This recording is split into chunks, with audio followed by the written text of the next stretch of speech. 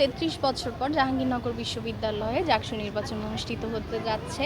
তো সাধারণ শিক্ষার্থী হিসেবে আমরা মানে খুবই খুশি, খুবই আনন্দিত। কারণ বিশ্ববিদ্যালয়ের ক্যাম্পাসে একটি আনন্দমুখর, উৎসবমুখর পরিবেশ সৃষ্টি হয়েছে। কারণ হচ্ছে সবাই আমাদের কাছে দোয়া চাচ্ছেন, ভোট চাচ্ছেন। সেজন্য মানে খুবই আনন্দ হচ্ছে যে মানে ভোট ভোট বা নির্বাচনের যে পরিবেশটা তৈরি হয় সেটা এই প্রথমবার দেখা।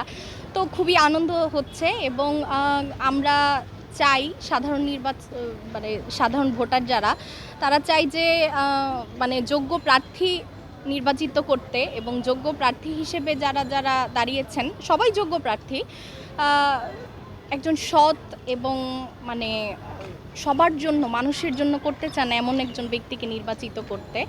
তো আমরা আশাবাদী যে যোগ্য ব্যক্তি আমাদের নির্বাচিত হবে। Thank you.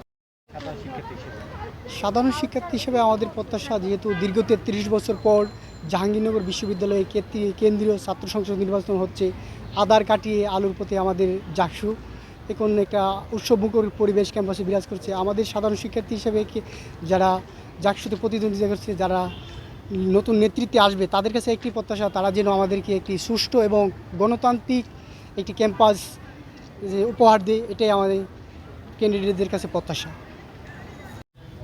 আচ্ছা, আমি তানজিয়া তাসনিম সেতু, নৃবিজ্ঞান বিভাগ। আমি হচ্ছে জাকসু নির্বাচনের কার্যকরী সদস্য পদে সেন্ট্রালে দাঁড়িয়েছি, নারী আসনে। আমার ব্যালট হচ্ছে 11 নম্বর।